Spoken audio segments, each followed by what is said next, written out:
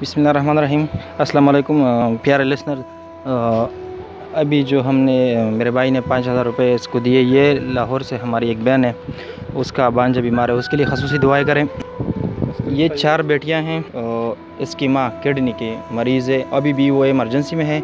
हम जल्दी में आ गए हैं क्योंकि उसे दूसरे अस्पताल में रेफ़र करने जा रहे हैं अस्पताल वाले।